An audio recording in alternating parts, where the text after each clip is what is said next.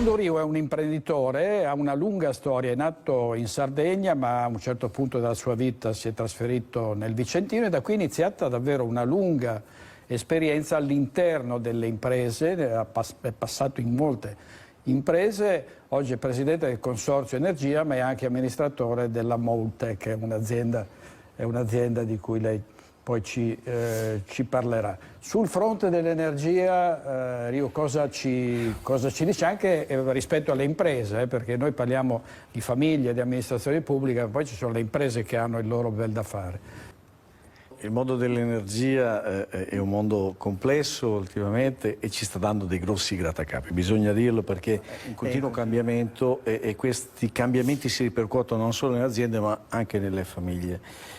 Ecco, non abbiamo mai visto una situazione così devastante, così complessa, così poco chiara e così soprattutto ingestibile, perché è letteralmente un delirio normativo e un delirio a livello commerciale. Innanzitutto abbiamo visto una forte spinta speculativa che ha portato i prezzi in maniera impressionante non a raddoppiarsi, non a triplicarsi, ma in molti casi non sapremo neanche quanto è andato su. Nel mese di agosto, se una bolletta l'anno prima è costata 800 euro, è costata 8.000 euro. E le aziende che distribuiscono energia hanno un potere impressionante, la capacità di bloccare qualsiasi contratto appellandosi alla clausola di eccesso di onerosità. Da un coltello che possono usare in qualsiasi momento per recidere qualsiasi rapporto contrattuale, mettendo in seria difficoltà aziende, impianti e tutto ciò che ne consegue. Anche se molti danno la causa di questi aumenti al conflitto che c'è fra Russia e Ucraina, no, assolutamente. Io stamattina ho verificato il costo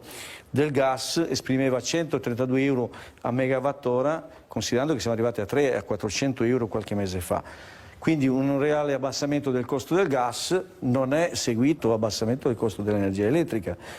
Stamattina il prezzo base partiva da 3,90 con un peak load di 4,32. Per Natale dovrebbe in qualche maniera calmarsi e comunque rientrare. Quest'anno non è molto diverso dall'anno scorso in termini di fatturato, lo è evidentemente in termini di ricavo. I costi, l'esplosione dei costi che abbiamo avuto sono preoccupanti. Se poi ci mettiamo al costo dell'energia e il costo dei mutui, perché tra l'altro proprio è recente, proprio ieri è stata aumentata di altri 50 punti il costo del denaro, quindi va a ripercuotersi immediatamente sui costi dei mutui delle famiglie, signori, la situazione è decisamente pericolosa.